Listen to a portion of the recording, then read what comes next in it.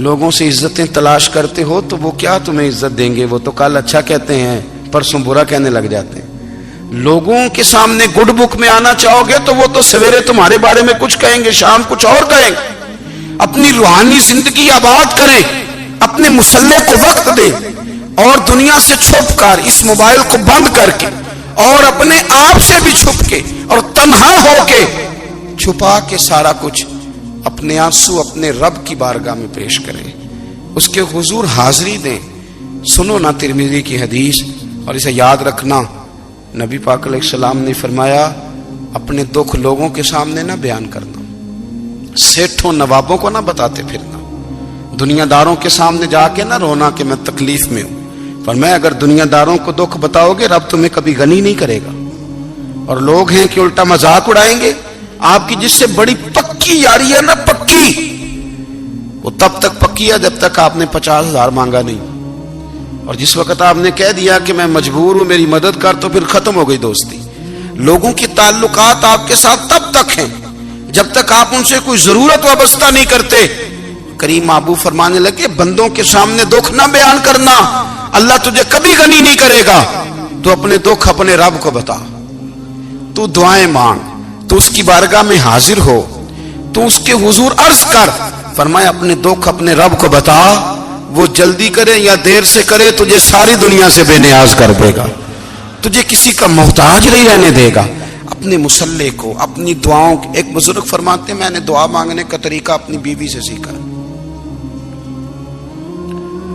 دعا مانگنے کا طریقہ اپنی، سیکھنے والے تو اپنے بچوں سے بھی سیکھ لیتے ہیں، سیکھنے والے تو ہر ایک سے سیکھتے ہیں۔ وہ کہتے ہیں میں نے دعا مانگنے کا سلیقہ اپنی بیوی سے سیکھا ہے۔ حضرت وہ کس طرح؟ فرمانے لگے میری بیوی نے نا مجھے کوئی کام بتایا، کچھ پیسوں کی ضرورت کے لیے کہا، تو میں نے اسے کہا کہ بھئی ابھی میرے پاس نہیں ہے، کچھ دنوں میں آتے ہیں تو میں دے دوں گا۔ عورتوں کی عادت ہوتی ہے وہ بار بار یاد کراتی ہیں، 2-4 دنوں کے بعد پھر اس نے کہا حضرت وہ میں نے کہا تھا کچھ پیسے، میں نے اسے کہا کہ ابھی میرے پاس نہیں ہے، کچھ دنوں میں ملتے ہیں تو میں تمہیں دے دوں گا۔ اس نے کچھ دنوں کے بعد پھر کہا حضور وہ میں نے کچھ پیسے کہے تھے۔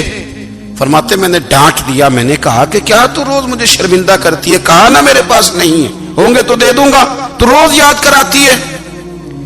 فرماتے ہیں اس نے پہلے تو میری ڈانٹ کو سہا، پھر میرے سخت جملوں نے اس کی آنکھوں میں آنسو پیدا کر دیے، پھر اس نے اپنے آنچل میں اپنے اس دکھ کو سمیٹا، اور پھر اس نے ایک جملہ کہا تو میں رو پڑا، اور مجھے اپنے رب سے مانگنے کا طریقہ آ گیا۔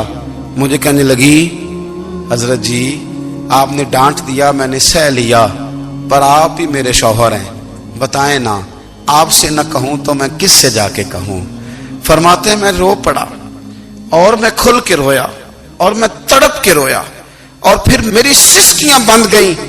تو مجھے کہنے لگی آپ کو کیا ہوا؟ میں نے کہا مجھے بھی دعا مانگنی آ گئی ہے، جب میں اسے کہوں گا نا اللہ تو ہی میرا رب ہے، میں تجھ سے نہ کہوں تو میں کس سے جا کے کہوں؟ میں کیوں کسی بندے سے سوال کروں؟ میں کیوں کسی دنیا دار سے کہوں؟ میں تیرے بندوں کا، نیک بندوں کا وسیلہ لے کے، تیرے محبوب کی غلامی لے کے تیری بارگاہ میں آئیں، تجھ سے نہ مانگوں تو کس سے مانگوں؟ سمجھ آ گئی ہے؟ جب میں اس رنگ میں مانگوں گا تو پھر رب میرے اوپر بڑا ہی فضل فرمائے گا، وہ میرے اوپر بڑی رحمت کرے گا، وہ میرے لیے آسانیاں کرے گا۔ عزیز دوستو، ہم اس طرح کرنے لگ گئے ہیں کہ ہم نے نا اپنے تعلقات پر اعتماد کرنا شروع کر دیا ہے۔ میرے تعلقات بہت ہیں، ہم نے اپنی دولت پر اعتماد کرنا شروع کر دیا ہے، میرے پاس دولت بہت ہے۔ ہم نے اپنے علم پر، اپنی شہرت پر اعتماد کرنا شروع کر دیا ہے کہ میرے پاس فلاں چیز بہت ہے۔ یاد رکھنا جب بے نیاز اپنی صفت بے نیازی دکھاتا ہے تو بڑی بڑی دولتوں والے مجبور نظر آتے ہیں۔ بھائیو جب انسان کا رشتہ اپنے مالک کے ساتھ ہوتا ہے پھر تو غم بھی کچھ نہیں کہتے، پریشانیاں بھی کچھ نہیں کہتی، پھر تو زندگی صبر والی، پھر تو زندگی توکل والی، پھر تو زندگی بھروسے والی، پھر انسان اپنے آپ کو رسوا نہیں کرتا، دنیا داروں سے امیدیں اس کی ختم ہو جاتی، امیدیں اللہ رسول سے لگا لیتا ہے، مضبوط ہو جاتا ہے، مضبوط، طاقتور ہو جاتا ہے، خوددار ہو جاتا ہے، باوقار باعزت ہو جاتا ہے۔ حضرت بہلول دانا رحمت اللہ علیہ بیٹھے تھے تو ہارون رشید حج کر کے آ رہا تھا، تو رستے میں حضرت شیخ سے ملاقات ہو گئی تو السلام علیکم کے بعد کہنے لگا حضور کوئی حکم ہو تو بتائیے گا. تو حضرت بہلول دنا فرمانے لگے تیرا رب کون ہے؟ اس نے کہا اللہ. تو فرمایا میرا کون ہے؟